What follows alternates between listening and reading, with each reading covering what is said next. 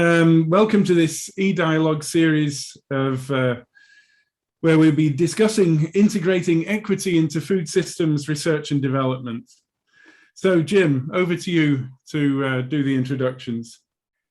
Great, thanks Ken, and good morning or evening or morning, depending where you're dialing into us from. As Ken mentioned, this is the beginning of a series that we're looking forward to running over the next year on integrating equity into food systems research and development. And it follows on from what we felt was a very interesting series that we ran last year on small-scale agriculture. This whole series is being run by the Sustainable Development Solutions Network, Foresight for Food, the African Policy Research Initiative, and this particular session with the support of the Maize CRP. So thank you all for joining us. I'm Jim Woodhill. I'm the lead of the Foresight for Food initiative, which is working to strengthen foresight and scenario capacities for food system transformation.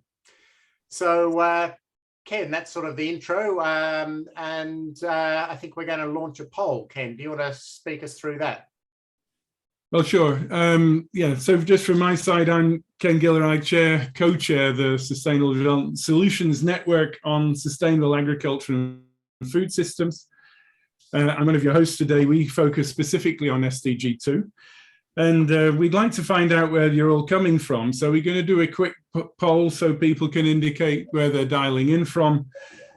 So if we could launch the poll, yeah, you should see it now in front of you. And I think I'm not sure the panelists are allowed to join, but please go ahead and respond. And while you're doing so, Jim will give us a bit more background.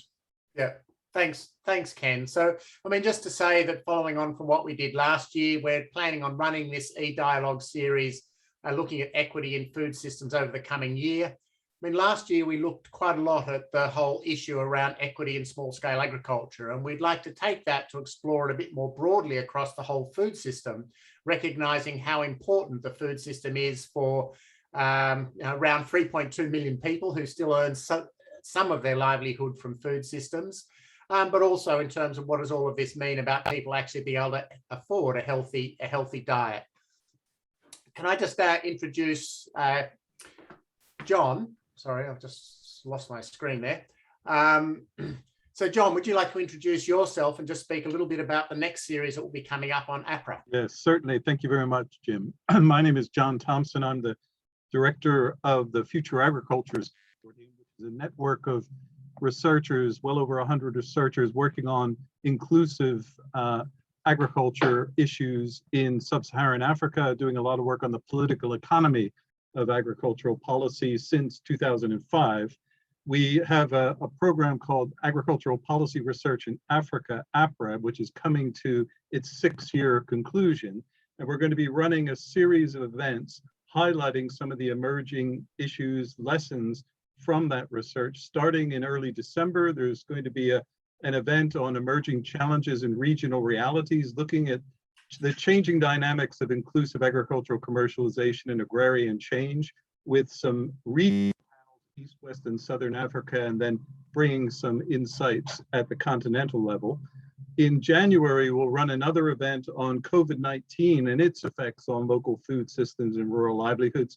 We've been tracking households in 8 countries, as well as consulting with key informants in the region, and we'll be distilling the lessons from that three waves of research and also some partner work.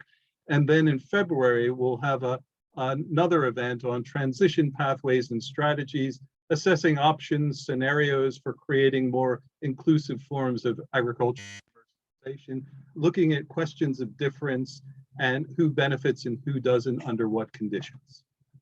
Over to you. More to follow. Great, thanks, John. So we'll keep everybody updated about that next series. And then following those series from APRA, we'll be hosting another series during the following year. Exactly what those will be, we'll be determining, and are really interested to have suggestions from our audience too about exactly what those should be. But very much seeing this series as a way of following on from what's come out of the UN Food Systems Summit, of just really how critical food systems are to people's livelihoods in multiple different dimensions, and how critical it will be to make sure that the equity issue is really kept front and centre as we talk about these massive changes that are needed in food systems for all different sorts of reasons, not least to deal with climate change. So with that, Ken, can we just go back to you to see what we've got out of the poll? And then I'd like to hand over to Eva, who will talk us through the introduction to today's session. Sure. So I hope you can all see the results. You'll see that we're not very well timed for Australia, but we have Brendan with us, who I think comes from that part of the world. So a dominance of Europe, unsurprising given the time zone, but quite a good representation from Asia and Africa. So we're delighted with that. And a few people very early morning from the Americas. So Jim, I think you're going to introduce our speaker for today. Well, Eva, I'll let you introduce yourself and your background to this. But you've been working very much on this project, and we really look forward to the session that you've put together for us today. So Eva, over to you. Thank you very much. Let me share my screen. Okay. Yeah, hello everybody. My name is Eva Teisman. I'm a PhD candidate at the Plant Production Systems Group of Wageningen University. And I'm doing my research as part of the CGIAR maize research program on maize. I study the distribution of impacts of farming technology interventions, and it has become quite clear that there is room for improvement when it comes to capturing and understanding unequal impacts. So I'm very happy that we're here today with experienced researchers to discuss how equity can be proactively integrated into food systems research and development, and that's we have so many people joining the session. So let me just introduce equity and food systems research. I think we're all very aware of the Sustainable Development Goals, and these came accompanied with a pledge to that no one will be left behind, and to endeavor to reach the furthest behind first.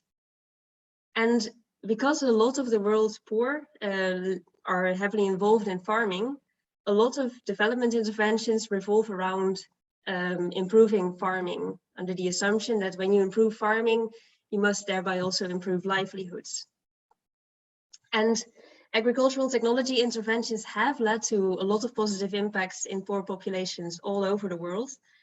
But it's also inevitable that not everybody benefits. Some people are excluded from an intervention or passed by. Some people don't have the capacity to adopt a new technology, or they are not interested, and technologies just cannot be beneficial everywhere. In fact, interventions are designed to create unequal impacts, at least initially, because evaluators will want to find that those who adopt a new technology become better off than those who do not adopt a technology. And then by the mechanisms of diffusion and trickle down, they work their magic so that other people can start to benefit from it as well. The overwhelming majority of impact studies focuses on comparing adopters and non-adopters. Forgot this.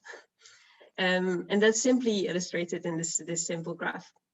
So the focus is very rarely on how impacts are distributed among those who are trying out a new technology.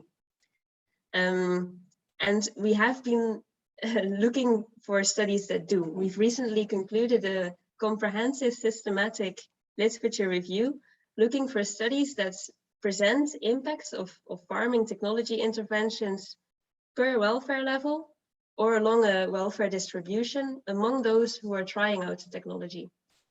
And these are very hard to find. We remained with just 94 studies that did this, and among those only 30 were empirical and the rest were simulation studies. So that was just startling. This is that there was so very little. And these studies, they confirmed what you might expect, and that's that the poor are likely to derive smaller benefits from the technology interventions than the better off. in absolute terms. In relative terms, it can sometimes be different. Then the poor sometimes benefit relatively much, and that's because they start out from a very low baseline value. So if you have very little, then twice that is still very little, but it might just make a difference.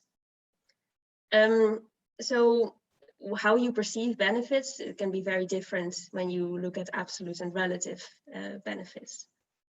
But in these studies, all the beneficiaries were poor, even the better off among them.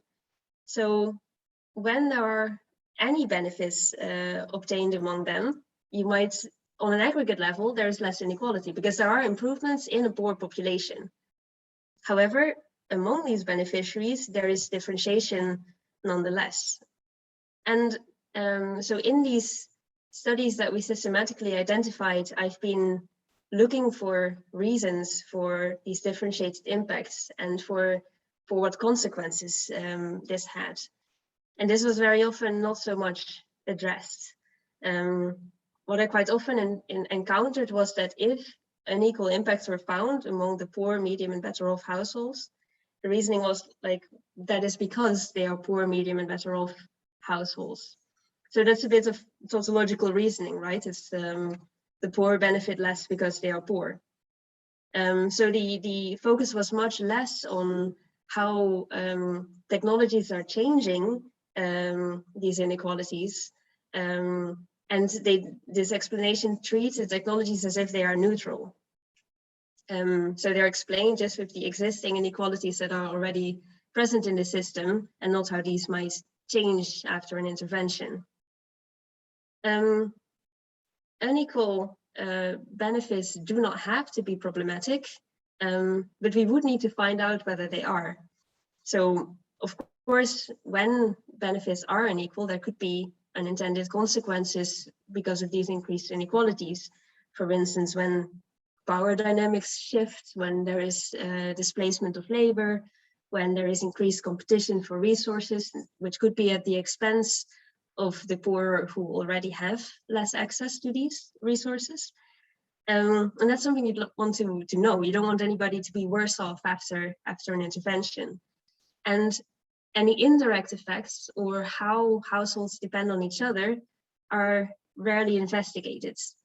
The field and the households really are the unit of analysis and impact assessments. And designing a truly equitable intervention strategy would be extremely hard, because even if you carefully craft options for all kinds of farming households, you will still find that some people are indeed better off. They have better means and a larger scale to implement the technology and gain benefits from it. So then at least you would need to be aware of, okay, what are the unequal impacts and are there unwanted consequences as well? I think a major step towards integrating an equity perspective into this farming systems research would be at least to recognize who are the poorer among the poor, to acknowledge any unequal impacts when they take place, to explicitly aim to avoid any negative consequences, and to include interventions to mitigate against these when they occur. So we want to avoid that anybody is worse off after a well-intended intervention, and to make sure that the poorer are recognized. So in this session, let us make work of the United Nations pledge to leave no one behind in progress towards no poverty, zero hunger, and reduced inequalities. And with that, I give the floor back to Ken, who's moderating today's session. Thanks very much indeed, Eva. And maybe we can remove the slides for now. We can always come back to them if we want. I was brought up in the north of England, and we have a saying there which is similar to the one you had about the poor doing worse because they're poor, and that is them as gets. The people who have already, they get, yeah, and in a sense it's very much in the same line. So we have this overarching question then: how can we proactively integrate a social equity perspective in food systems research and development? And I think in doing this, starting off with this, we really start with a very difficult question, and we don't expect, if you like, to come up with an answer to this question directly today. But we're going to roll through our series of panelists, and each one will have a few minutes to introduce themselves and to give a first response on this question. And you can submit questions as we go along in the question and answer pane. I see there's a red sign come up there already, which means that somebody's already asked a question. So I'd like then to start but with Nozomi. So Nozomi, could you introduce yourself and give your 3 minutes or so on this overarching question from your perspective? Thank you, Ken. Hi, everyone. I'm Nozomi from International Potato Center based in Hanoi, Vietnam. I'm social anthropologist looking at gender and social inclusion issues in agriculture, adoption of technologies. Thank you, Eva, for your presentations. It's extremely interesting. I want to just one thing, unintended consequences. I think some serious unintended consequences of current, normal technology adoption is we are reproducing poverty instead of reducing poverty. Because we are creating gaps between poor, we are supporting middle class people. So we are rather creating poverty instead of supporting them. In the same way, we are creating gender gaps instead of reducing it. Because technologies are often more adaptable, more valuable for men. So radical change in research, let's say as a researcher, we have to change at starting point, what poor people need, what very poor people need, and what are their interests, what they want to achieve. Because indicators in impact assessment we currently use is always productivity, incomes. But then always poor people, they don't have much, they are not ambitious for higher, extremely high productivity by high input. So listening, their achievement, what is their value? Especially women's value are so diverse. So often you only want to take one particular value, then all women's value can be dropped out. So let's try, we have to have a very radical change. Otherwise we are keep excluding and marginalizing poor people, women especially. Yeah, thank you very much.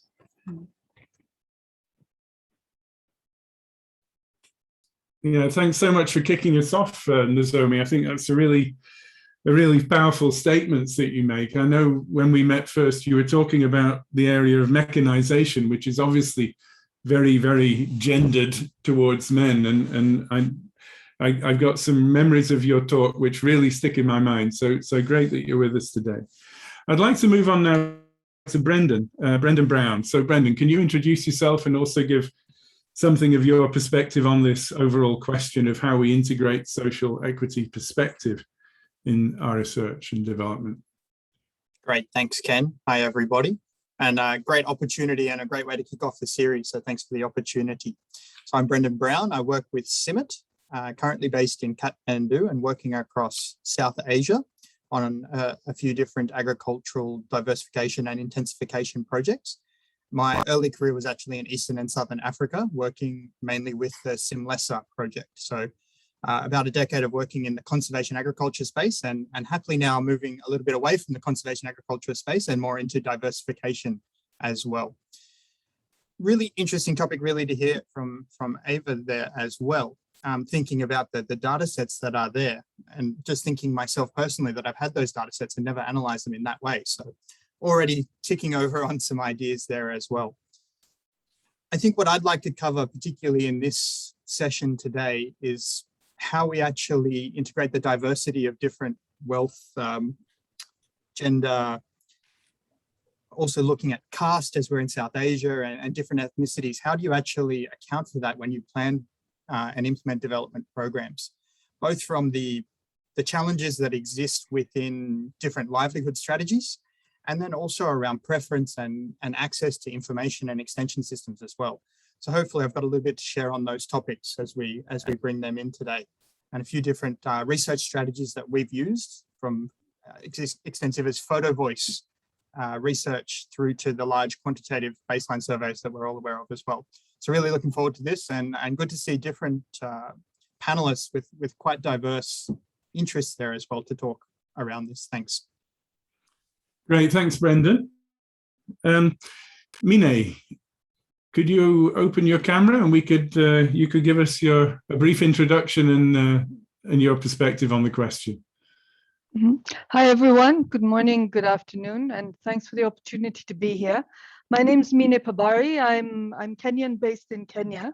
I do a lot of work in the evaluation space, largely for environmental and agricultural sectors. And over the last few years, I've been working to some extent with grassroots women's groups, which has been a tremendous learning experience.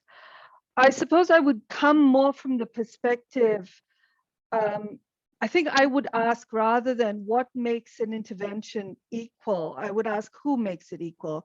So I would come more from who sets the agenda perspective, who defines the research questions, who defines the solutions in unto themselves, and research for what and by whom and how. I think my questions and experiences have been much more centered around that, and issues related to power and limitations of solutions being driven externally vis-a-vis putting a lot more energy and investment in building abilities to drive them from within. Thanks. Great, thanks, Mina. That really resonates, I think, with Nozomi's starting point about who's asking the questions in the first place, and where's the starting points. Stefan, I'd like to ask you to introduce yourself. Thank you very much for joining us at the last minute. I think we picked you up from comments on LinkedIn after we'd failed to get somebody to talk on social protection. So thanks very much indeed for joining, and over to you. Yeah, thank you very much. It's a pleasure to very spontaneously join this discussion. And a little bit about me to start off. So my background is in social protection. So I'm currently working as a social protection advisor in GIZ. And previously I've worked in academia. I was a researcher doing research on public works programs, which is one of the instruments in social protection, where a lot of effort has been done to gear it more towards the agricultural sector, but also more generally now when I talk about social protection, I think it's already based on what has been said so far. It's just striking how many, I think, linkages there are to agriculture that are maybe often not recognized, especially I think in the agricultural sector. So maybe allow me to just create basically a common starting point to give a definition of social protection, so that as we move forward, we can have that in the back of our mind. So in short, I mean, there are various definitions out there, but the one I'm using basically says that all initiatives, be them by the state or by private organizations that try to provide income or consumption transfers to the poor, or that try to protect the vulnerable against livelihood risks of various kinds, and that try to enhance the social status as well as the rights of the marginalized, fall under the umbrella term social protection. Yeah.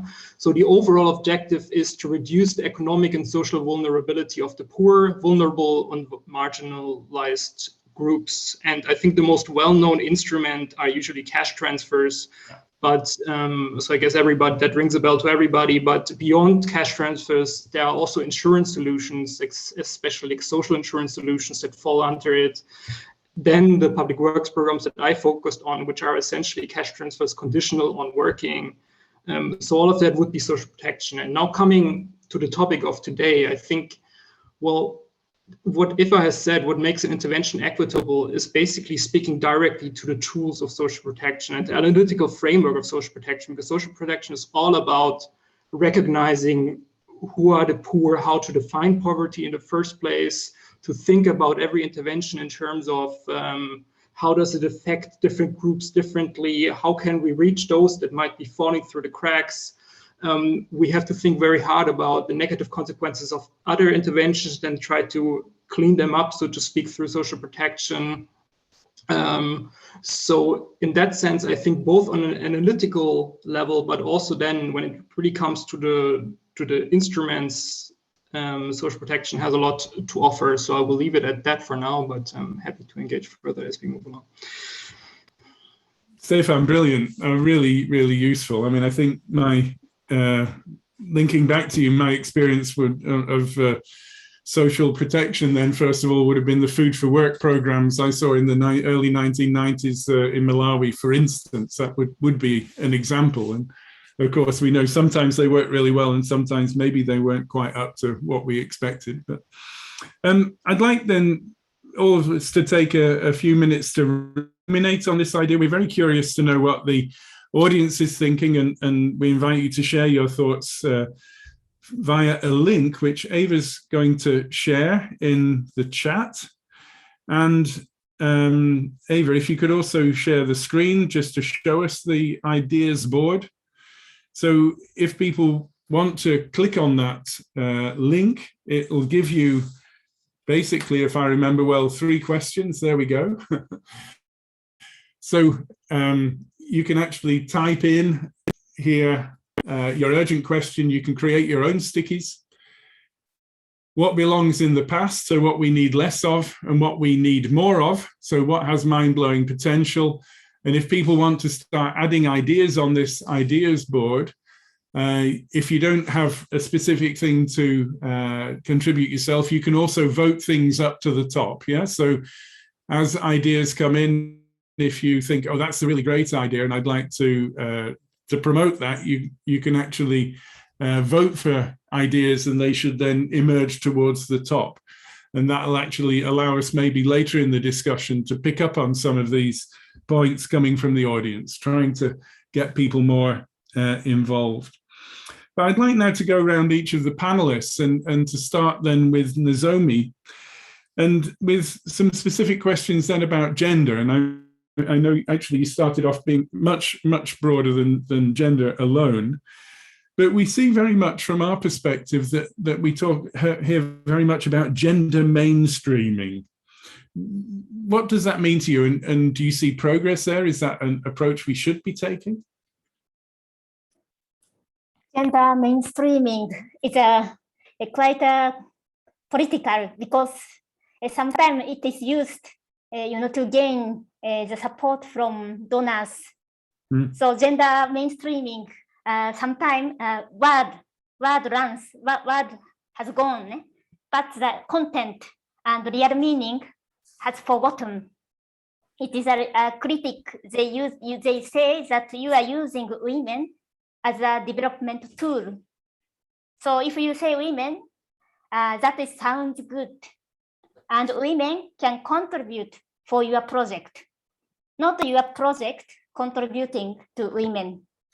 So this is a critic. But when you say gender mainstreaming, once you involve women, then as if that is gender mainstreaming.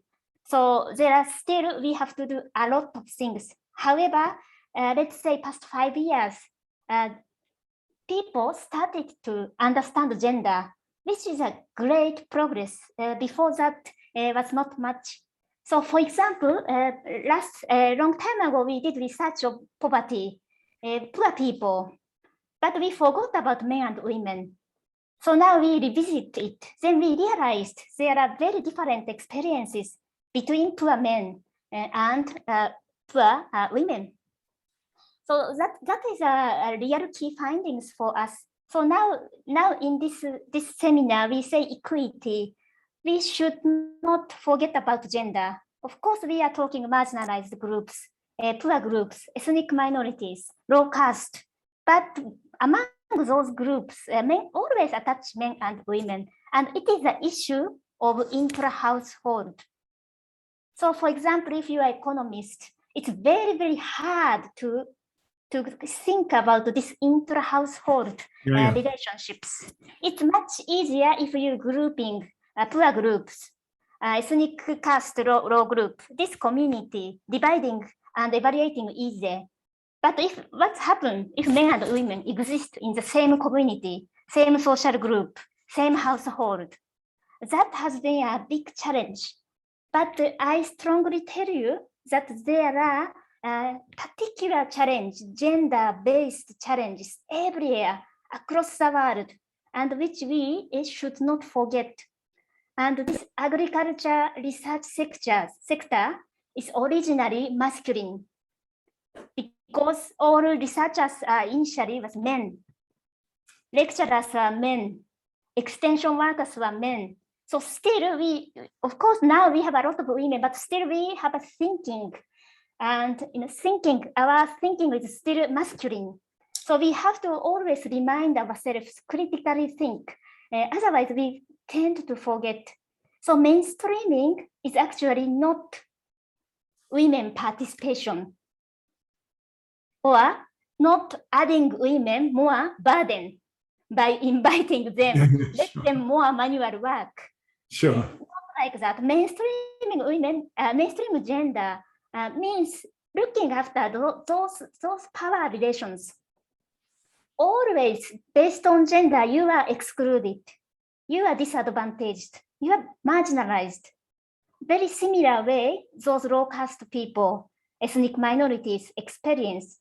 But gender-based exclusion, marginalization is often invisible and very difficult to describe, sometimes forgotten, because your husband benefited, because your farms are benefited. So mainstreaming, let's always critical use. We have to use critically, not mainstreaming in positive way, inviting women, but how women benefit, why women are always marginalized, even within low caste, within ethnic minorities, within young people. Yeah. Thank you. I think that's really useful. And if we take, I mean, I think your comments on awareness on intra-household and everything are really, really important. So what would you be thinking about? How do we take that forward? And I'd invite my other panelists, if they have questions or comments they'd like to make on this point around gender, do join in. But Nozomi, what would be the next steps then to do things better, if you like? First thing is we always have to form interdisciplinary teams.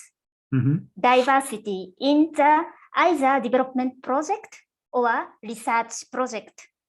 We need diverse groups in terms of disciplinary, social anthropology, economist, pathologist, agronomist. We need diverse groups. That is the first step. And then we consult targeted social groups. You know, that the one Mina talked, that whose aspect we are addressing, whose interest we are addressing. Technologies is not like you already developed new hybrid varieties. You should use this. That doesn't work. We already, obviously we know already that technologies developed by scientists doesn't work for the poor, doesn't work for women.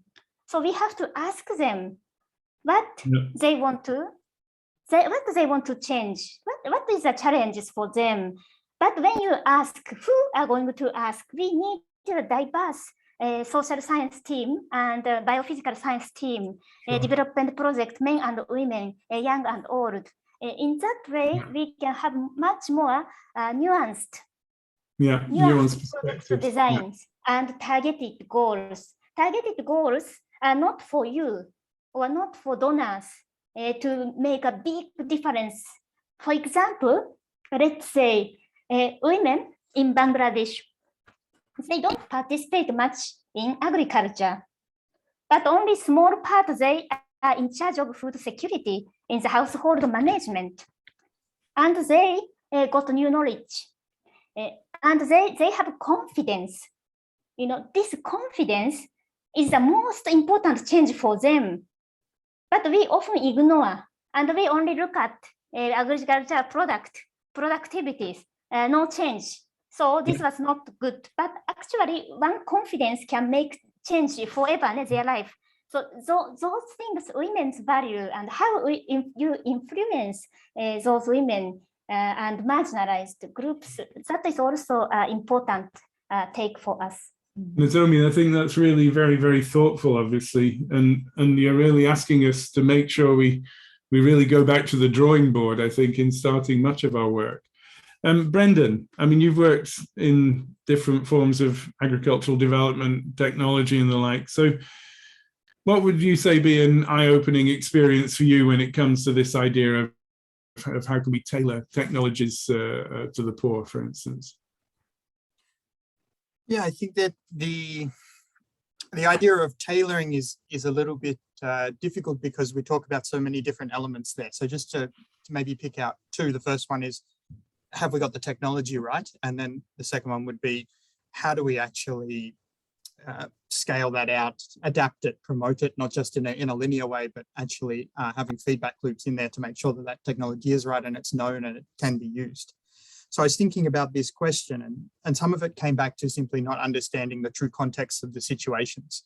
So I can think of two key informant interviews that I've done that relate to this. So the first one, I was talking with a Muslim male farmer in northern Ethiopia. And he was in a community where nearly everybody knew about conservation agriculture, and he hadn't attended any training, was very unaware. And it just came down to a simple fact that they did the trainings on Fridays, and that was prayer day. And so he every time missed the training. So just this idea, when we're trying to tailor things, we just miss these quite simple elements that come through when we're trying to tailor that. The same when we talk about tailoring to the poorest there, a lot of our technologies become packaged together, and conservation agriculture is a classic one. But if you want to get to a minimum tillage system, often you have no financial resources to get there. So a lot of the interviews that we've done have painted this picture where you need these interim pathways to come through in that technology development. So start with non-zero tillage diversification into legumes and cash crops. You build a financial base and you eventually can get to that minimum tillage.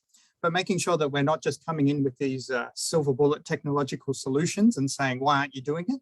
But actually trying to look at those pathways that come through. So I think they're my reflections there, Ken. Yeah. And I mean, do we need to rethink this whole idea about the way we identify potential beneficiaries then in the way we go forward? 100%. I think going back to the point that was raised by Nozomi earlier there around, are we doing it for the project or are we doing it for the communities? When we have these big projects and money and they say, oh, you've got to reach 1.5 million farmers. What is a farmer? It's ridiculous. And then saying, and 30% of the beneficiaries have to be women. You know, sure. This is really not helpful to the communities. This is all about reporting on where the dollars have been spent. So I think it is really important to take that step back and reflecting on that tangibly. So one of the projects or the ideas that I've been working on is the ADOPT tool, which looks at predicting future adoption levels. One of the things we really work on there is making sure that we define what the population is, trying to get as granular as possible as to who we think are the beneficiaries. And then, of course, it means that who are the rest in that population? And then running that again for different subpopulations. The more granular you get there, the much more meaningful you can do in your future planning, in your thinking about interventions and other things like that. Yeah, no, great. I think that gives us a great transition to Mina then, when we think more about the monitoring evaluation, obviously. So Mina, how can we best be open to these sort of unexpected negative consequences then? And I mean, obviously, we've had very clear statements from both Nozomi and from Brendan that we have to be much more honest, if you like, about the appropriateness of projects, and that we're not actually setting ridiculous goals for projects which aren't relevant, if you like, to the people we're working with. But what would be ways to make sure that we can really find out if there are unexpected negative consequences for the poor, for instance? I'm not going to address that directly, if Okay. that question directly, if that's okay. I would like, though, to build on Nozomi's sort of the challenge she's framed around what are we doing this for? And I think that's quite critical. It's, you know, what is the research for? Is the research for finding out that, you know, to enable you to develop the appropriate technological solution or the appropriate policy response? And that's one set of challenges that we would need to interrogate. I think there's another set of questions around how can we better utilize research to address some of the more systemic drivers of the challenges that we see. And I speak also as a Kenyan here. And I think some of those systemic drivers are very much linked to voice and influence and power. And, you know, I mean, these are not new things. We've been talking about them for a very long time. And in terms of sort of, I've started to see some very interesting changes that are emerging from approaches that are built based on more sort of a citizen science for social change approach, that are really building the capability of the so-called beneficiaries. That word in itself starts to become problematic, I think, in this context. But to be able to define their own, to be able to develop their own research agenda, engage in the data collection themselves, as well as participate in sense making and use for influence. So right along the entire chain, rather than we, you know, looking for the solution, we identifying the right research approach. That goes so far, and obviously that's important to some extent. And one example of an evaluation I just finished with, it's the grassroots women's movements. This is essentially the approach that they take, is they provide resources and support grassroots women's groups around the world to organize and to mobilize, and then to conduct their own research to define their own problems. Now, during the course of, as a result, or through the experiences of the pandemic, one of the things that emerged is, because of the investment that went into these groups beforehand, these groups, and because of where they were, the rest of us were on Zoom, you know, these grassroots groups were where they needed to be. They were at the front line of the responses. They had organized, they had already demonstrated solutions, you know, and they were generating the data to engage with policymakers. So I do think there's that thread that warrants some thought. Okay, there's a question that's been voted up the ideas board, I'm informed, that says, well, what's the prerequisite work to properly address social equity? Is there a proposed methodology? Now, you mentioned citizen science. I mean, is that something that you think would work also within some of the other development projects? You know, I'm looking for advice here on our work, for instance. I think it certainly has a role to play. You know, I mean, I don't think it's a panacea. It's not, it can't be the only solution, but I think it certainly has a very strong role to play, and it is something that we might want to consider bringing in and integrating into other, you know, other research methods as well, and starting to see it as one of the tools in the toolbox. Yeah, okay.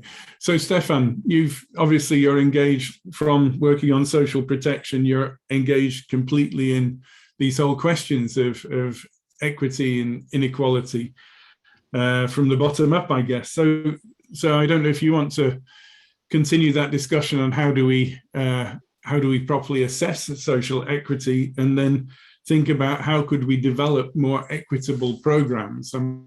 Do you have thoughts and advice for us all on this? Experiences? Yeah, I think and hope so. I mean, the thing is a little bit, there's so much to say that I don't even know where to start, but I try to structure it a little bit. Then maybe we can delve into it, some of it now, others later. So first of all, I think we have to decide at which level are we looking? Are we looking at a systemic level, so equity at a systemic level?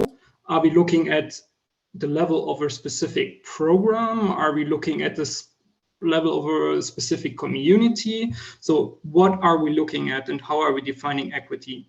And then I think another element that we have to bring into this is also, I mean, let's face it, yeah, there is often a trade-off between equity and efficiency.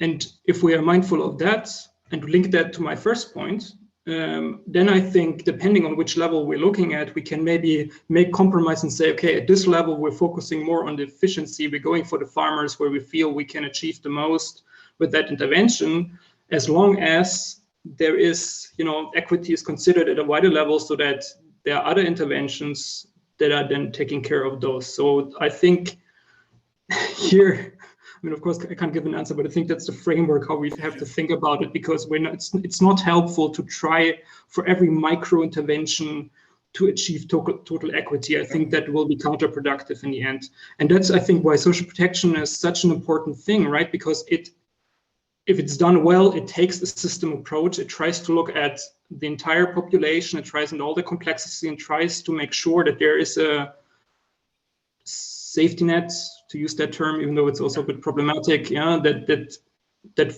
helps those that fall through the cracks, so that it allows other interventions to be maybe a little bit more selective, but also now from the perspective of the specific programs, especially if we're talking about agricultural programs, yeah, those programs then can also look at, okay, what is there maybe in terms of available social protection, and how can we piggyback on the identification that they have done in trying to find the poorest? Because of course, as you've highlighted, yeah, in principle, we should have the core expertise in being able to identify the poor.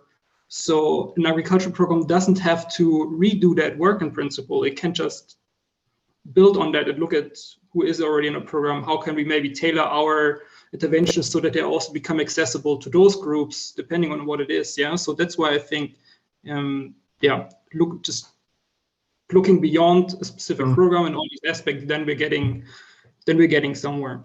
But I will stop here, of course. I mean, I guess the idea, though, that we can't solve all of the problems all of the time immediately, and that but I think what I take from you is very much this idea that if we are working in an area with agricultural technology interventions or something, we need to be aware of having something else as a backup or as the supplement, a complement, if you like, to make sure that you're not working in isolation and therefore ignoring a large part of communities. Is that correct? Yeah, that's one aspect of it. Yeah, it can be that. It can sometimes even be a compensation mechanism. Yeah, I mean, if you put it very blindly, yeah, bluntly sometimes. Yeah, I mean, it's not as positive, but yeah, all of that exactly. Yeah. And I mean, do you have examples for us where you've really had surprises, things that have just sort of bubbled up from programs which were unexpected, that would give us insights? Yeah, I think in general, a lot of these outcomes, particularly outcomes of social protection in the area of agriculture, they were initially not part of the core program or part of the core objectives of social protection programs. Of course, I mean, by now they're no longer surprises, but in the beginning, one saw, for example, let me give that example of maybe you're aware of it, the Rural Employment Guarantee in India. Yeah, that's the largest public works program in the world. It basically offers 100 days of work to every rural person in India. Yeah, so it's on-demand access. So you know, if well, I have no other alternatives to get income, I can enroll there and get at least 100 days of paid income. So there are studies that found that having access to that, yeah, changes the risk management of households. I mean, of course, not of all, but on average, in an average treatment effect, such that households that had access to that became more risk-taking in adopting technologies, agricultural technologies. Yeah? So that at that time, it was surprising, well, maybe surprising to some or unintended. Yeah? But of course, by now that is taken on board, and we're already thinking that through. So I think it was initially surprising. Now it's taken on board, and we're trying to specifically design interventions around that. And I think that's how it should be, right? Interventions have impacts on various levels. We see them, and then we can build them, then we can say how we can harness them more purposely, even though in the beginning they may have been unintentional. So that would be one example, but of course by now there are plenty of such examples from other contexts as well. Also, we understand better why it may be working in one context, why it's not working in another one, which has to do with predictability, has to do with already made the starting point of the farmers. Then even in a specific context, we understand better which people, which farmers, which areas, yeah. So I think it's a continuous learning process. So I wouldn't say there is the surprise, but I think we always should be on the lookout for new for surprises. And the good thing is social protection is an area that is generally broad in terms of outcomes that we're looking at. So therefore, maybe we're more alert to these things, and maybe other areas can learn from that. Other sectors can learn from that. I find, I mean, it's a fascinating discussion. One of the things that really comes back to me here is that, I mean, in many, and this is now maybe opening up for all of our panelists to comment. I mean, in many situations, in many countries, we're working within systems where we've basically got really entrenched poverty, which is obviously a problem which runs, if you like, through every level of society and every level of politics. And there's questions that are coming back on the ideas board, on the political dimension, the politics, of course, of who we choose to work with, of who you're affecting, the donors, and who the donors are choosing to fund, if you like, as a cascade. Do you have reflections on that? I'm looking for anybody to raise their hand now from our panelists. These are difficult questions, so I can understand if you want to be quiet, but Nozomi? Yes. So, it's very difficult because what we are addressing is a political problems at all levels, from the community to our institutions, relationships with donors. The problem we are addressing, poverty and gender inequality, is political. However, we are trying to address it by technological solutions. So there is a huge gap here. So technology cannot solve actually political issues, maybe facilitate. So we also more and more need institutional engagement and institutional stakeholders, policymakers, decision makers, and the community at all levels, from community to donors. I think that is often missing, and we assume sometimes technology is a solution, but we have to combine technology with political dimensions. Other people want to comment on that issue? If not, I come back, Nozomi, when one thing that really sticks in my mind is, this might be a really silly example, but when you gave us a talk on your work, this is some years back, I think, in Wageningen on mechanization, you made a comment about the color that machines were painted, and that simply painting them. I mean, do you want to tell that story for us? Because I think it was just such a brilliant one, actually. Yeah, so we are talking about mechanization. So all agriculture machines are taken by men, because designs are developed by men and for men. So women are rarely benefit from mechanization and remain with manual works. So how can we change this? I was thinking that it paint pink, all machines can be pink and so cute and lovely, small. So then men don't want to touch because it's feminine. I think such kind of, it's a half joke, but half true. And my colleague said that, she buys something and always her husband use it without asking her. For example, she buys suitcase for travel, he is using and it's broken. So all the time, so her strategy was that she decided to buy all feminine with flowers and pink colors, then husband stopped. So after I suggested this pink color machine, she shared her own personal experience. So that's true. I think those small innovations can make a big difference here.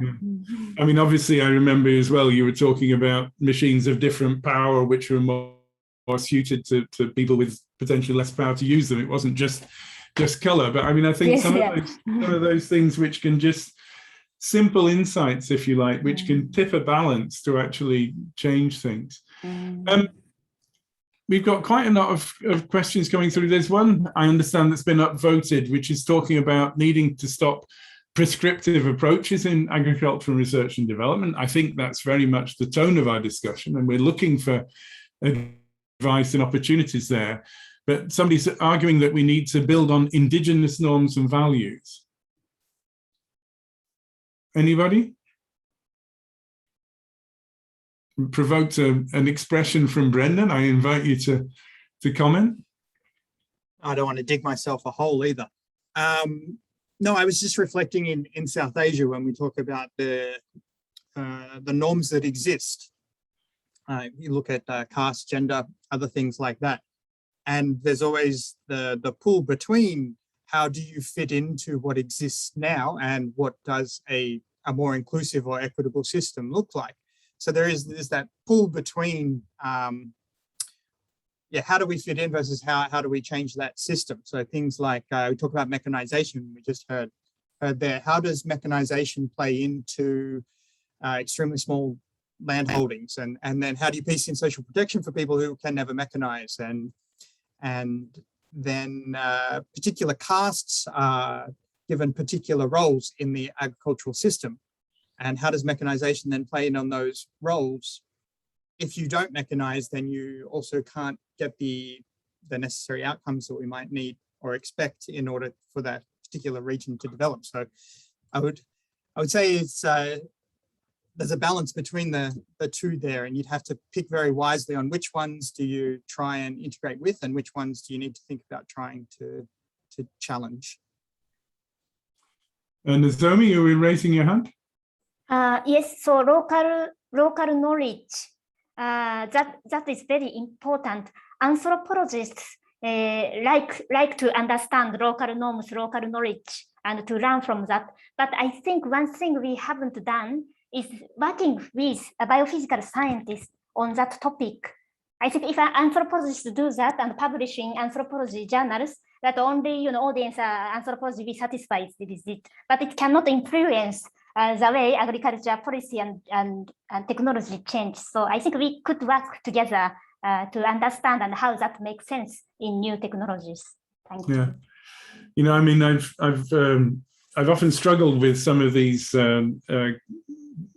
It's maybe it's nuanced, it's language, traditional, indigenous. Sometimes I'm told, I mean, one good example for us is in Malawi, farmers plant on very deep ridges, big ridges. And we're told that that's the traditional indigenous system and that we should go over to zero till on the flat. Well, actually, the deep ridges were introduced by the British in 1940, and they're only local knowledge in terms of the last generation. So we're in this position of having a lot of local knowledge is recycled knowledge based on influences from many different places as well. But I do think we have to be very aware of trying to understand, if you like, the situation that we're starting from and where we should be moving to. And this idea, if you like, of we've often discussed of pathways. If you want to think about a pathway, we have to understand our starting point before we know where to set off from. Are there other comments that people would like to join in on there? Mina? Yeah, I'd just like to draw from an example from some years back where we set up a participatory monitoring and evaluation system in Zanzibar. And one of the important indigenous norms in many African countries and maybe differences is the notion of community and Ubuntu. And that's quite important, the individual vis-a-vis the community. So the monitoring system had a number of different elements built into it. One was it allowed for both individual voice, but then it also allowed for joint and shared sense making by the farmers themselves. And to be able to say, okay, well, this is what we're seeing happen. This is what we've seen majority views are. Let's discuss why we're seeing this, why we think we've seen this. What's our interpretation of this, and so what, and then make a clear recommendation to the program leads as to changes that needed to happen. I think that was quite important, and some of the distinctions with it as a monitoring system, it was an event. It was not an event. It wasn't a research, with the short-term research. It was a process that needed to take place over a number of years in order really to see the benefits of the process.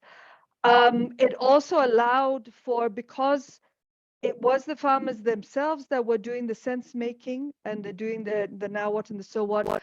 It also allowed us to capture some, and this is your earlier question, it also allowed us to capture the unintended and the unexpected, things that we wouldn't have seen. We wouldn't have interpreted it because the interpretation would, depends on who's doing the sense making, and that would have been from our own lenses. So I think, this experience was really quite important, quite powerful, but it's not necessarily realistic. It requires an investment of time. It requires, and I think this is probably one of the most difficult barriers is time. And this constant grapple between, change takes time, the efficiency vis-a-vis equity that Stefan raised, and I think it would also depend on how we defined efficiency, but that's a different question. I mean, I think your point there is very, very valid. I mean, particularly the short project cycle and the need for long-term engagement. But can I throw one thing back? And I mean, I'm not trying to undermine what anybody's saying. I'm more, if you like, struggling and grappling with some of this, because we're talking about voice and participation and inclusion, and I think if we, in some of my experiences, and these are in places where we've worked for a long time, so not necessarily just the one farmer's visit where you have 6 land cruisers show up on 2 households. I'm not talking about that. I'm talking about places where we've worked for a longer time, that it's much easier to engage with the people who are already fairly wealthy and powerful within communities. And it's hard to hear the voices, if you like, of those who are on the margins, who maybe not even coming to the meetings. And I think that, I mean, I don't want to, do we make it too difficult for ourselves? I don't know. But, how do we make sure, or if we're making these steps towards inclusion, how do we make them in a meaningful way, which doesn't lead, if you like, unnecessarily to exclusion? I know, Stefan, is there something that, I mean, your programs must have grappled with this, surely? Yeah, this is, well, here I can draw on my time when I was still a researcher and doing field work myself. So I think here, one way of improving it is that when one is doing an evaluation, try to make sure that you're also talking to some people that are not in the program. So I had, for one of my projects, I had to do a random sampling from a village, so which was really insightful, because even in a social protection context, I imagine in the agriculture context, it's at least as important. It just brings in so many perspectives that you would otherwise completely miss if your evaluation is not talking to people that are in the same community, looking at a program that they're not a part of. So I think that is one aspect to be considered. Just make sure when you're doing an evaluation, have a few people in there that you randomly draw from the rest of the population, where you not ask someone from the elite, okay, can you give us a few people who are not in the program, but really like just, I don't know, look around the village and say, okay, we want to have some people from living there or there or there or something like that, to make sure that there's not a bias then baked into it by asking the wrong people for who to interview. That's the one aspect I would have there. Yeah. I mean, these are difficult questions, understood. We mentioned compensation earlier, and I think that was when you and I were talking, Stefan, and there's a question that's saying, could we expand a bit more on this? What would it look like practically in the context of not wanting to exclude people? How would we look at that? I think maybe Brendan had mentioned this as well, but is that something you could respond to? This idea of compensation? What would that look like? Stefan? No? Brendan? Anybody? Stefan, you're the man to go first. Thank you very much, Brendan. Yeah, so when it comes to compensation, Okay, so 2 points. The first one would be when can compensation come in is one, for example, when we're looking at moving away from input subsidies, yeah, which is, I think, also one aspect that is important in the agriculture world, yeah. So we're, I think, all aware of the problems that come from input subsidies in various levels, like creating wrong incentives and so on, crowding out markets, etc. But of course, just withdrawing them doesn't work either, because you need to give something instead. And that is, for example, where social protection can come in by giving cash instead, and therefore allowing people to still afford their subsidy, though without a negative side effect. So that would be one aspect where it's really a compensation, in the sense that you take something away and put something else in there. Place, yeah. Yeah, that is the one aspect. And the other aspect would be, and it's not so much compensation, but more the assistance that is needed in a transition phase. Yeah, so when you want, especially particularly marginalized farmers, to move from one way of doing things to another way that takes some time to materialize, some learning by doing, maybe some failing along the way, then again, if you have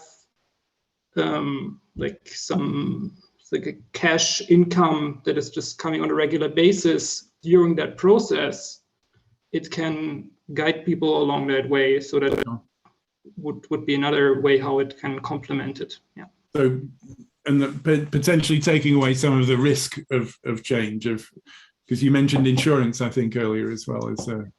Exactly, yeah. Then the insurance function is another element, and that's like it's a function of the duration, the predictability, of course, also the levels, but at the same time, also there one needs to be mindful about the exit strategy, right?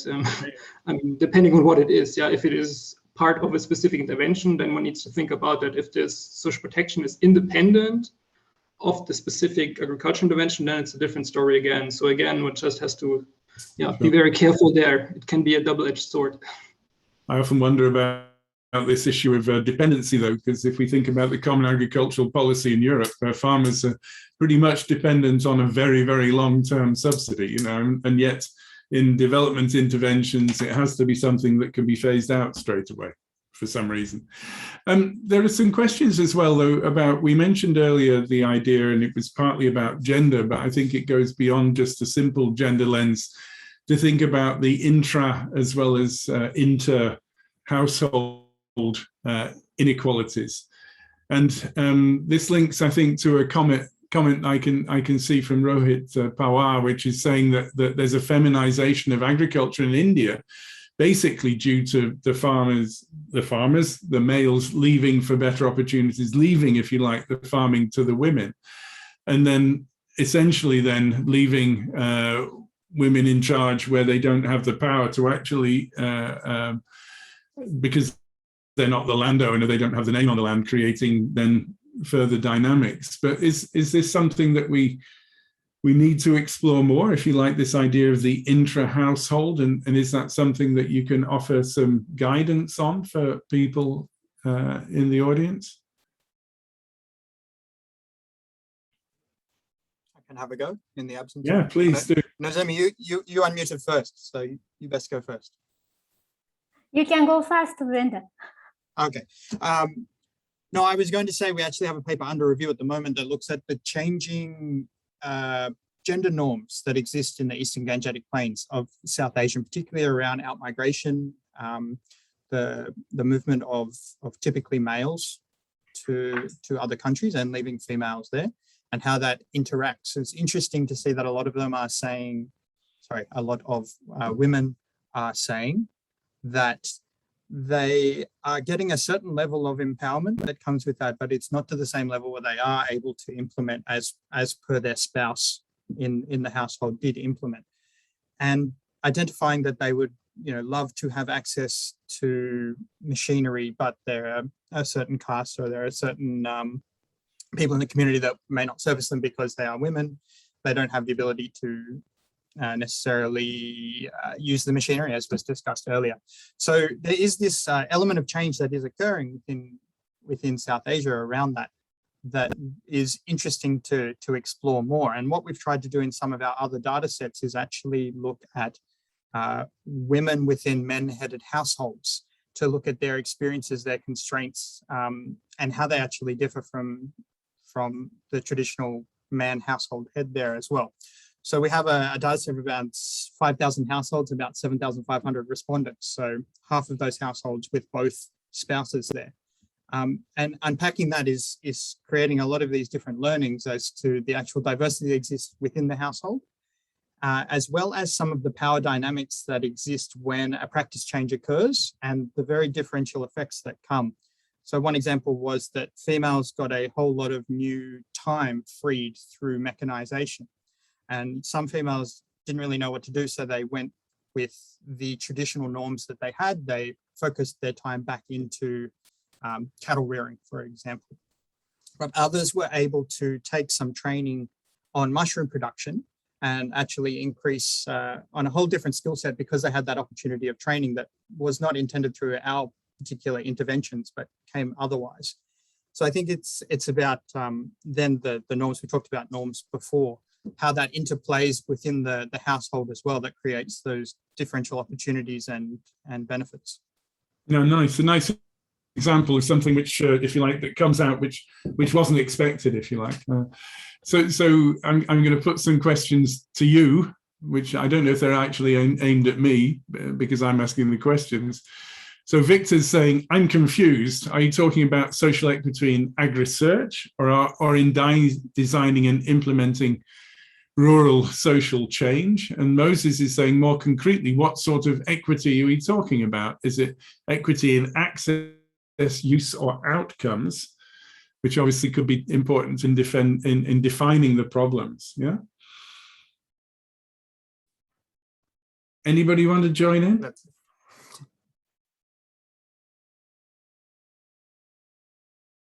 What are we talking about, guys?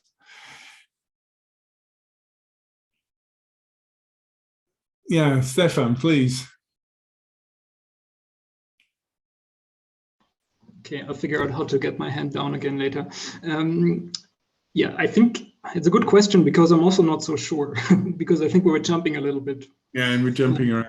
All of it. But the point, I think, is that all of these aspects matter, and probably, like, yeah, we just have to, before giving a statement, we should, and whenever we use literature, we would have to say first, okay, no, I'm using it in that sense or that sense and that sense. But I think we can all agree that, I assume we can all agree that all of these aspects are important, and we're talking a little bit about all of them, but maybe we would have to disentangle them a bit more clearly, since of course the answer sometimes may depend on that.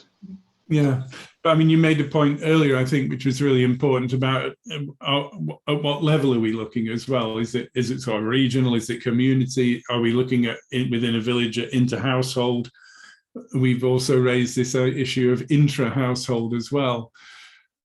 And I think in terms of access, use, or outcomes, I mean, I think for me, what's really great is that I hear people now in my part of the world in relation to research and development discussing these problems a lot and engaging with them and struggling and grasping them. And I think that at least we're that far. We don't necessarily know what the answer is yet, but I think we're heading, at least by getting the discussion opened up, we're moving in the right direction. I'd like to ask Eva, you've been listening attentively, and you've been passing and promoting questions to me from the ideas board, but I mean, you've been working on this now for a couple of years, and I sometimes felt really guilty because Eva now feels she has to solve all the problems of inequity in the world, I think, at times. But what would your own thoughts be coming from this discussion? Do you have specific questions you'd like to raise with our panel? Thank you, Ken. Yeah, it has been very interesting to listen and also to capture what's coming in on idea boards. And it's really great to see actually that there is more input in the section "we need more of this" than in the section "we need less of this." So I feel like that's an optimistic view, like we have a way forward rather than just saying what are the problems. So yeah, I'm hearing a lot of interesting thoughts, and just on the last topic on what are we talking about actually with equity.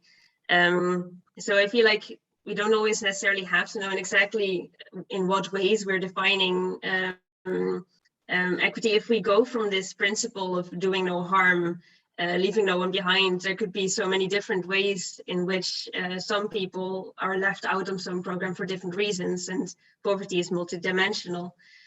So I hope that there is room for this open mind, and they see on this on idea boards and also in every impact study, basically, that it often ends with a call for more bottom-up research or more mixed methods, and I really hope that there will be improvements in actually doing that, because I feel like sometimes these problems are sort of thrown over the fence, like, okay, so I have my often biophysical approach to things, and I'm aware that other things need to happen as well, but that is maybe the role of somebody else. So I feel like there is big chance to actually integrate that, because I feel like it's also often mentioned but not done. And indeed, it's mentioned as well also on idea boards, like the funding is not yet there for that long-term projects that go in detail to find out whether any harm is done. People might not be so willing to find out that any harm is done. You're focusing on finding these impacts that you want to see. But yeah, I mean, you need to be careful and open to finding also unexpected impacts. Yeah, I think your point about the long term and that the need for that engagement is something that I've heard coming back from several people. I'd like to take one more round of comments from each of our panelists, and then I'm going to hand over to Jim Woodhill to maybe give us a few thoughts from his perspective of what, and to give a bit of a summing up for the day.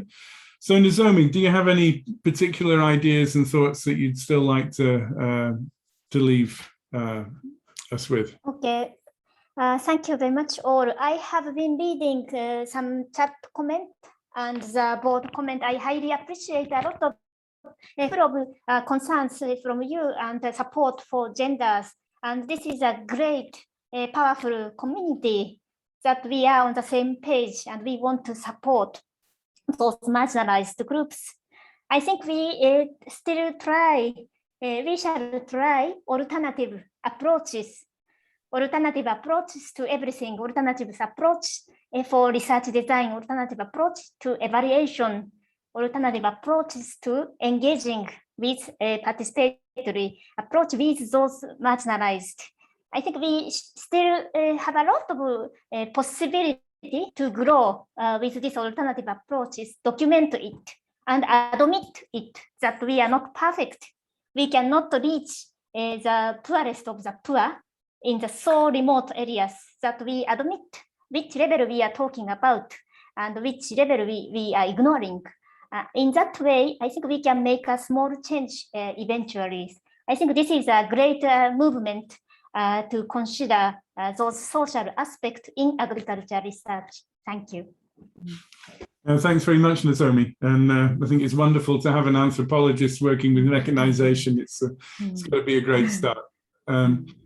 So who's next on the list? Maybe Mina. Yeah, thanks very much. I was just, there's a couple of notes here on the ideas board. I didn't have a chance to look at them all. It's the ones I looked at. But the ones that speak to more focus on the politics of inclusion, more researching on the causes of inequality, and not viewing social equity only in terms of solution, but also something in needs of study.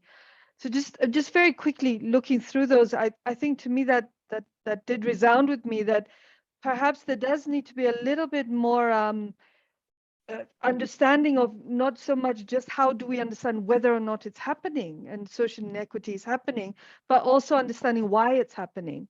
And perhaps if we better understood why it's happening, then it might be a lot easier, not easier, nothing's easy in this sort of, in this topic, but maybe we might find different ways in which we can then recognize when it is happening. And so I think, yeah. Okay. Thank you very much. Yeah, no, thanks, Mina. Brendan. I think something just to touch on there from Eva was around not having money to look at the negative outcomes often of our interventions. It's really interesting. I wanted to frame that in a different way in terms of design. And just a shout out, because we have a new project funded by the Australian Centre for International Agricultural Research that actually doesn't come in with a technological solution at the start of the project. We're actually looking at livelihood constraints, the context within communities and the pathways that they're looking at to build themselves into the future. And it's interesting that when you frame it that way, you have much more opportunity to start to think about how things actually piece together and where are the inequalities? What do you need to do to raise up? Whereas a lot of, I know you've talked about it a lot in your literature, Ken, but around just coming in and saying, why aren't you doing this? Why aren't you doing this? Why aren't you doing this? Doesn't make sense. You should do this, is not the way to integrate these. So when you have social science-led projects rather than technological solutions that you're beating people over the head to do, I think it opens up a lot of opportunity to explore some of these different issues as well. Yeah, but I mean, I think that's it's rare among donors, though, if you like to start with a clean slate and say, right, let's really start from a problem analysis and then work forward from there. But obviously, we can all see, I think, the real advantages there. Stefan. Yeah, I've already said a lot, but I think I just want to reiterate my key message, which I want to send in the direction of the agricultural researchers, and that is, when you're doing your research, maybe look around in your project location to see whether there are existing social protection programs where you can somehow, without having to change too much, create a linkage that allows for an inclusion of people from these programs. It might sometimes be a low-hanging fruit that is just not used because one is not aware of it. So I think if you all take that one home, then I'm already happy from my side. Yeah. So, maybe just before we go then, Stefan, I'd take me back to Malawi in the early 1990s when I was working there, and there were social protection programs there being funded by the European Union. And they were promoting agroforestry, which was supposed to be, if you like, with nitrogen-fixing trees and etc. And I go in there, and I mean, it's my expertise, of course. The trees they were using were not nitrogen fixers. They just happened to be ones that they could find seed for. And so you've got, if you like, money for a good goal, which is a social protection program. And the technical expertise was lacking from the program. So the implementation was disastrous. And obviously, I think that there are real opportunities there for having, if you like, the agricultural technologies working together with different forms of social protection programs. And I think, yeah, absolutely, we really need to reach out. I noted that you put on the chat a neat review on the topic. So you've given us all some further food for thought. Sorry, did you want to? Yeah, go ahead. The FAO has a lot of very interesting and recent literature on that linkage. So they're really, like if you feel more interested in it, just go on the homepage of FAO Social Protection and you will see all the different ways how this can be combined. So there is a lot more. I just singled out this one. Yeah, okay. Well, thanks very much for that. So I'd like to ask Jim now if you'd like to come back, give us a few thoughts. I mean, you've been listening, and maybe to flag up where we're heading next as well.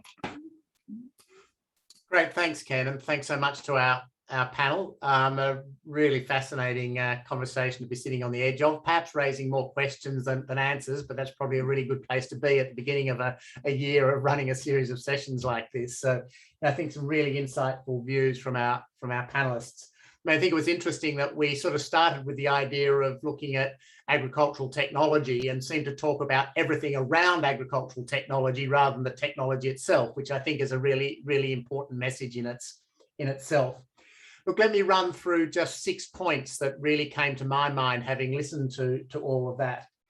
I mean, I think the first one is is the sort of the rhetoric versus the reality around dealing with inequality. And I think Nozomi and Eva sort of put that up front, that you know, everybody spins off the language about tackling these issues, but when we look a bit deeper, we realize that actually we're probably not doing a very good job. And I wonder whether that's partly because we're in a very different phase now. Perhaps in the past, a sort of general approaches that lifted all rural communities up had a fairly broad benefit. But actually, we're now dealing with much more focused pockets and types of inequality and marginalisation, where you need to be much more focused if you really want to get into this agenda of not leaving specific groups behind. So a lot more thinking needed to turn the rhetoric of all of this into reality. I think the second point that Mina hit us on the head with right up is, now, for goodness me, get people to engage in solving their own problems. And, you know, I mean, I think I sort of, you know, go back 40 years to participatory rural appraisal and the work of Robert Chambers. But, I mean, ask people, find out what their problems are, find out what solutions work for them, create mechanisms that help people to, you know, be able to empower and have their voice heard, et cetera, et cetera. And again, lots of rhetoric around that, but actually putting those processes into place and having people and funding and mechanisms that actually do that in reality, as opposed to just saying you're doing it, I think is, again, a really big challenge that we have. And I think then following on from that, the whole story around data. So two aspects of that. One, the desperate need to be much more disaggregated if we really want to have the deep understanding about different types of inequality and different poverties and so on. And, you know, whether that's intra-household level, etc. So, you know, we just do not disaggregate and, as Brendan said, get down to the granular level to understand what we're dealing with well enough. And then I think the second thing, I think Nozomi you raised, and I think Mina probably also mentioned it, was what is it we're actually measuring to understand whether it's of benefit to those that are in a marginalized or poor situation. So, you know, does agricultural productivity, for example, really the thing we should be looking at to understand whether what we're doing is having a benefit? So do we actually have the metrics right? Then, I mean, coming back to one of the things that Brendan said, I guess, is really needing to be very focused on actually what sort of interventions work for specific groups. So again, how do you move from very generic interventions that we just assume is going to benefit everybody to actually understanding the micro detail of what sort of interventions and what sort of technologies are going to work for what sorts of people in what sorts of situations, and being very careful about making too many assumptions about that in designing programs, which of course comes back to really needing to talk to and ask people what really is going to work for their situation. Then moving on to the really big one that I think everybody really touched on was the need for much more systemic understanding of the drivers and the deeper drivers. So understanding the politics behind all of this.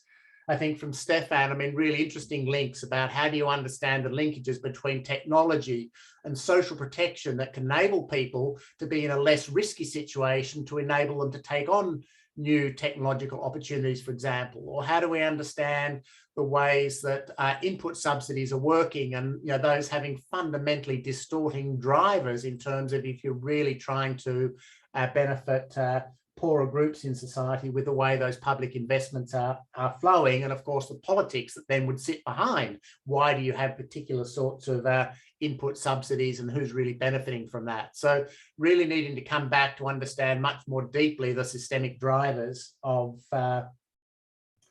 exclusion.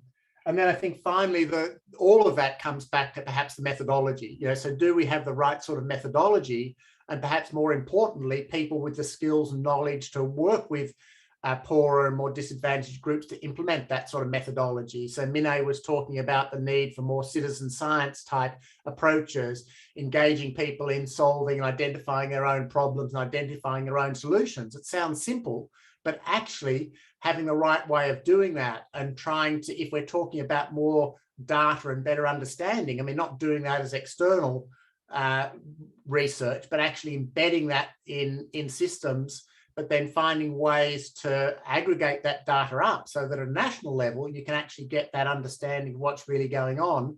But how do you do that methodologically? So I think, you know, some really big methodological challenges there. So that was just a few of my sort of reflections from all of that. So I mean, really fascinating bits of input, and I think this just gives us lots to chew on in terms of designing the next sessions. And I don't know whether maybe John's just got a couple of quick comments he might like to add that maybe links to the next session. And I know we're out of time already, Ken. Yeah, we're out of time. So I just said, brilliant job. I've just reflected briefly about Farmer First and a series of events and a series of books that we published through the 80s, 90s, 2000s, asking many of these questions and coming around to questions on the political economy and institutional dimensions, coming back to these structural dimensions that you were highlighting. I think overcoming or focusing on some of those at that end, as much as what's going on the ground, will be important if we're going to make progress. But great job, everyone. Thank you. Right. Thanks. Okay. Thanks so much, everybody. Thanks to all the panelists, and have a good day, everybody. Hope to see you next time. Bye. Thank you, everyone. Bye. Bye-bye. Thank you, everyone. Bye-bye.